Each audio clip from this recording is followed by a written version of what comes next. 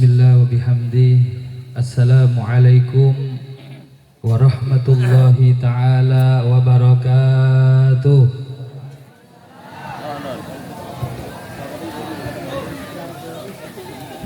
Alhamdulillah.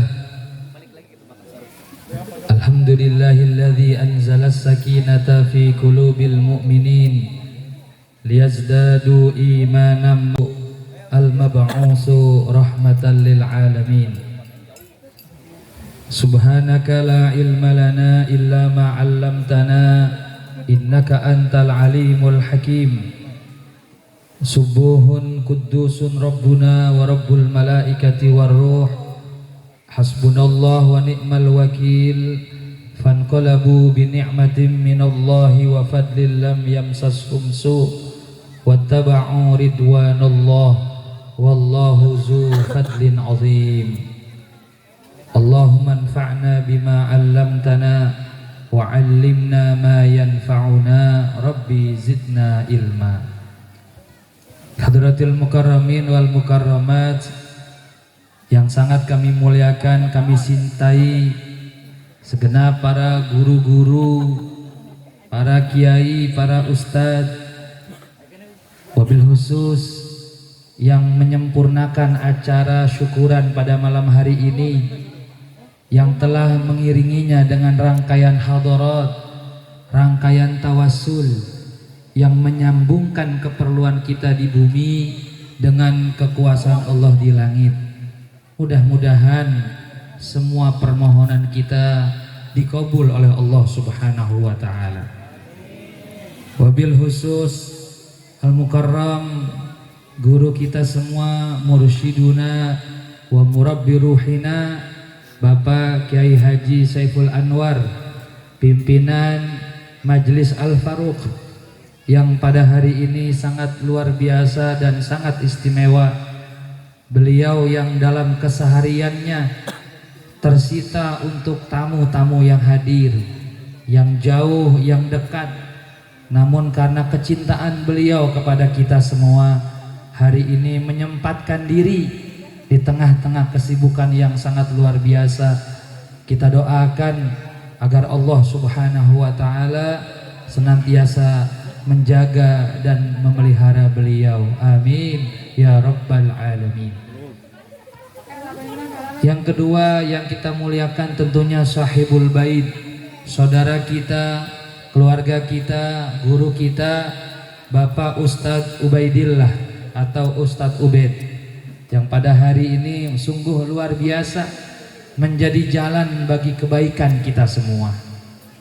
Kalau malam hari ini tidak ada undangan beliau, saya kira kita tidak mungkin baca selawatan di rumah. Mungkin bapak-bapak berdiri baca selawatan sendiri kayak tadi, mungkin? Nggak mungkin.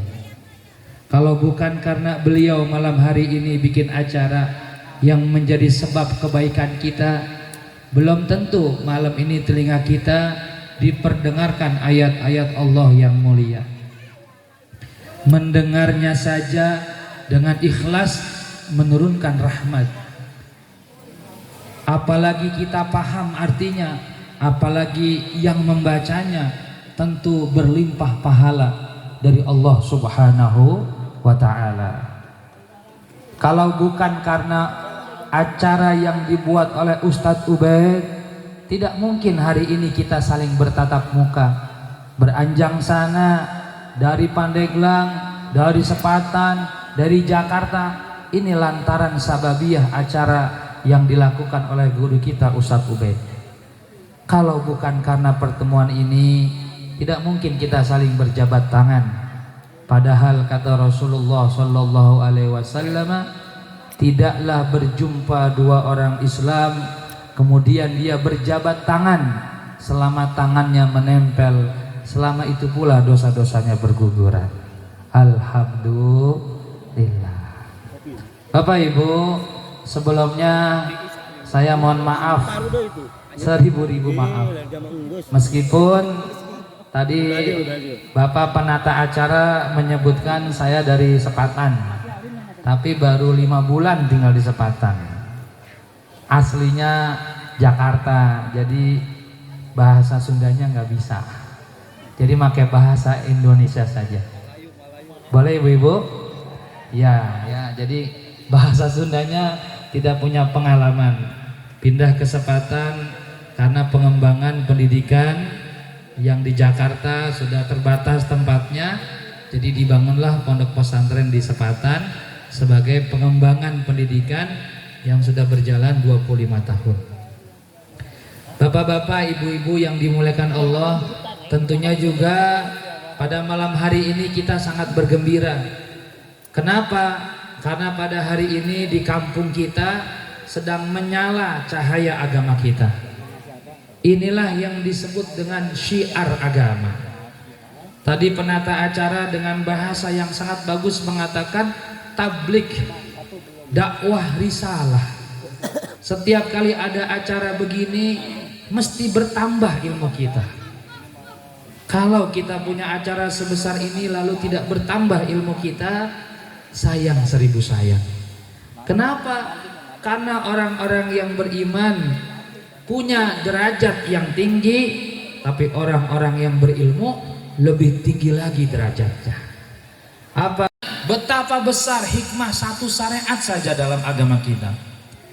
Makanya di antara hikmah ditegakkannya syariat adalah maslahatul mursalah. Ya, para ulama usul fiqh memberikan hikmah di balik pelaksanaan syariat. Yang pertama adalah iqamatul adalah, tegaknya keseimbangan. Kenapa orang kaya wajib zakat dan yang nerima orang miskin? Supaya ada keadilan. Kalau ada keadilan, tidak ada kecemburuan. Itu Islam maunya begitu Islam. Kenapa suami wajib menafkahi istri? Karena istri menjaga seluruh jaminan keperluan suami. Tuh dibalik syariah. Kalau sekarang kita sulit karena banyak pabrik-pabrik yang tidak menerima karyawan laki-laki tapi menerima karyawan perempuan. Makanya terbalik sekarang. Yang cari uang perempuan, yang di rumah laki-laki. Untungnya nggak tukar tempat hamilnya. Ya. Maka saya pernah bicara waktu masih di Jakarta. Ketika saya berhadapan dengan setiap perusahaan itu ada karyawannya yang mengepalai. Saya bilang, apa alasannya banyak perempuan diterima bekerja tapi laki-laki tidak diterima bekerja? Padahal tugas bekerja itu tugas laki-laki. Perempuan bukan bekerja tapi menjaga dan merawat. Ini Pak, negara kita kalau pejabatnya pada ngaji, pada paham, indah hidup ini sebenarnya. Cuman ini kan yang lagi terjadi kita nggak paham ini. Ya, seorang wanita artis ya karena punya anak 3 masih pada kecil dimaklumkan tidak dipenjara. Ibu-ibu hanya mencuri sesuatu punya bayi tetap dipenjara. Begitu. Jadi emang ada terbalik di negara kita. Tapi mari sama-sama kita fokus kepada makna pertemuan kita pada malam hari ini, yaitu walimatul khitan. Apa di antara keadilannya adanya khitan? Ini Bapak Ibu sekalian, kalau perempuan itu kalau dia buang air kecil itu selesai, tiris namanya. Karena dia cara buangnya nggak pakai selang lagi. Nggak pakai apa? Nggak pakai selang. Kalau kita punya selang sejengkal, kadang-kadang sejengkal, kadang-kadang 2 jengkal, tergantung disikapinya tuh selangnya. Ya. Makanya kalau orang laki pipis, seandainya dia tidak dihitan, maka air seninya nyangkut di depannya, Dan kalau seumpama dia tidak hitan, lalu dia berhubungan badan dengan istrinya, maka air yang membusuk tadi tuh, air kotor itu akan menjadi bakteri yang merusak daripada rahim istrinya. Bayangin tuh, Islam tuh dibikin khitan karena ada hikmah kesehatan yang luar biasa. Coba deh ibu tuh punya pisang, jangan dikupas, makan dah coba, enak nggak kira? Aduh, kesalah. Tapi dibaguskan itu rupanya khitan. Nih baru satu bab hikmah kesehatan. Yang kedua, khitan ini adalah cara untuk menyempurnakan sholat. Sebab orang yang tidak dihitan dia ngebawa najis di ujungnya tuh. Kalau di sini daging yang di depan namanya apa di sini? Hah? Tokocop. Oh iya. Kalau di Jakarta namanya kulup, kulup. Sama, kulup, iya. Itu Pak, di kulup itu ada tetesan air yang tersimpan. Kalau kita pipis nih masih ada kulupnya. Itu nggak tiris. Maka kalau kita sholat bawa anak kita yang kecil yang belum sunat, kemudian bapak sholat, anaknya dibawa, harus anak itu nempel di tembok, maksudnya paling pinggir. Kalau dia di tengah, maka saf itu jadi putus. Karena saf, terus ada anak kecil masih ada najisnya, itu putus. Dan apa hukuman orang yang memutuskan saf? Kata Rasulullah, siapa yang nyambungin saf, Allah sambungkan rahmatnya. Siapa yang mutusin saf, Allah putusin rahmatnya. Jangan sampai kehadiran kita di masjid ngeganggu orang yang lagi sholat bagus. Ini harus ilmunya harus tahu. Di samping untuk kesehatan dan juga dewasa untuk kenikmatan berhubungan suami istri, ternyata di balik sunat untuk kesempurnaan ibadah kepada Allah. Alhamdulillah. Coba bayangin tuh, kerjaannya satu, segalanya dapat, sehat dapat, sholat sempurna, ibadah sama istri juga luar biasa. Ya, makanya ngeri nih Pak. Pak, ngeri kalau ada orang sudah dikhitan nggak rajin sholat, ngeri kulupnya tumbuh lagi. Karena nggak dipakai fungsi sholatnya. Ada di sini yang sudah hitan kagak sholat ada? Wah di sini mah ngaji semua, amin. Iya, untungnya kuluk itu nggak kayak kuku. Kuku dipotong tumbuh lagi, jenggot dicukur tumbuh lagi, betul ya? Tapi kalau kuluk itu bisa tumbuh lagi, repot juga kita. Sebulan sekali sunat, sebulan sekali sunat. Allah Maha Adil, alhamdulillah. Bayangin tuh Allah adil ya. Di sini nih di bawah dagu ada rambutnya, namanya jenggot. Di atas mata juga ada rambutnya, namanya alis. Sama-sama jenis rambut, tapi alis mah nggak pernah tumbuh panjang, jenggot mah panjang. Coba kalau alis sebulan sekali panjang nutupin mata, ribet juga kita. Bisa repot. Allah takdirkan bagian-bagian mana yang untuk kebaikan manusia. Alhamdulillah. Makanya Masya Allah, untung ada hitan. Coba kalau nggak ada syariat hitan, Masya Allah. Tapi lihat sejarahnya Pak. Ini syariat hitan, Masya Allah, tabarakallah. Syariat hitan pertama ini dilaksanakan oleh Nabi Ibrahim alaihissalam. Ya, Nabi Ibrahim dalam riwayat itu dihitan, dapat perintah hitan oleh Allah umur 100 tahun. Subhanallah. Orang 100 tahun baru disunat, pisok mana itu kira-kira? Masya Allah ya. Di dalam Al-Quran ada wa idzi btala Ibrahim ma rabbahu bikalimatin fa'atammahun. Ingatlah ketika Allah memerintahkan kepada Ibrahim beberapa perintah, maka Nabi Ibrahim melaksanakan perintah-perintah itu. Kalau kita buka kitab Jalalain diterangin tuh, atau kita buka sarahnya kitab Sawi dijelaskan tuh, 5 di atas, 5 di bawah perintah. Salah satu 5 di bawah perintah adalah menghitan. Dan saat itu Nabi Ibrahim bingung, dihitan bagaimana udah gede begini ya? Ya dihitan, ditarik, dikeplak pakai kampak. Masya Allah.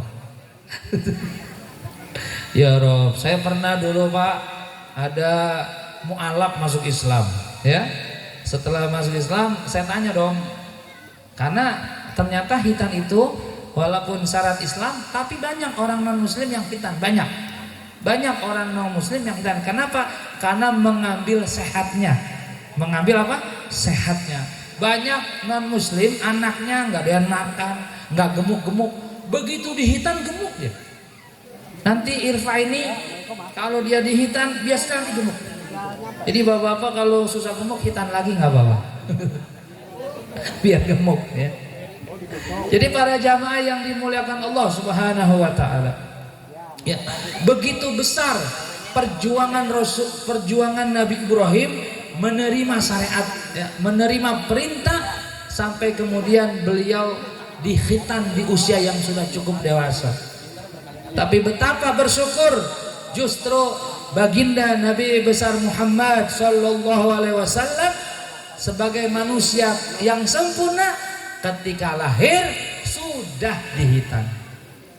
Nanti buka, tadi saya kalau tidak salah dengar rawinya berjanji di sini kan.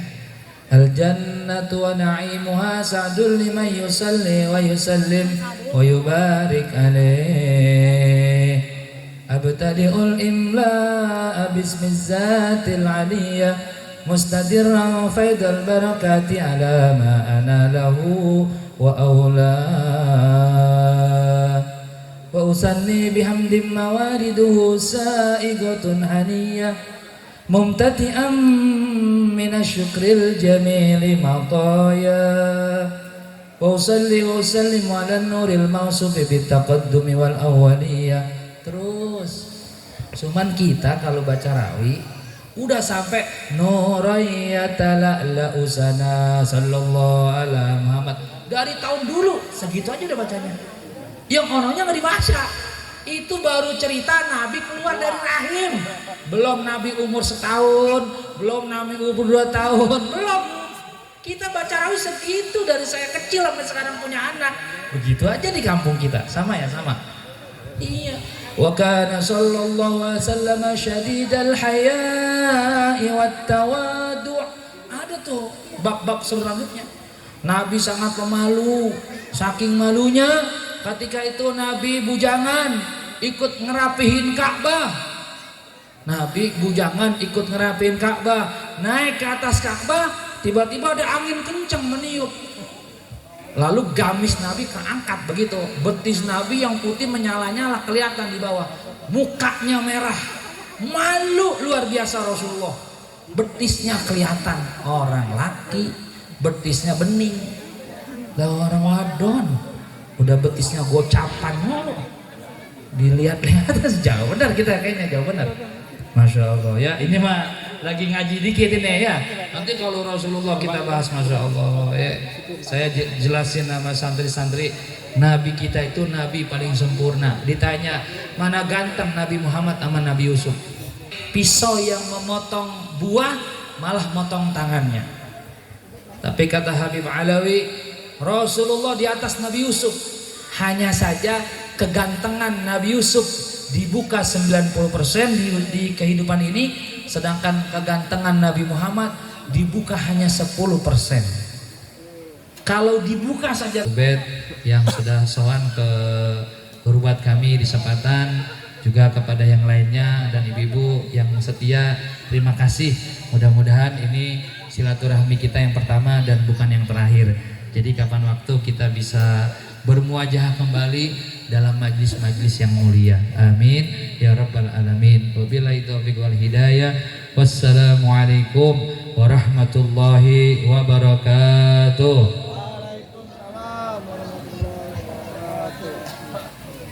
Waalaikumsalam warahmatullahi wabarakatuh. Alhamdulillah, tadi sudah disampaikan begitu nyata, begitu jabarannya. Alhamdulillah, luar biasa tausiah daripada penyampaian guru kita. Mudah-mudahan menjadi motivasi pada kita semua.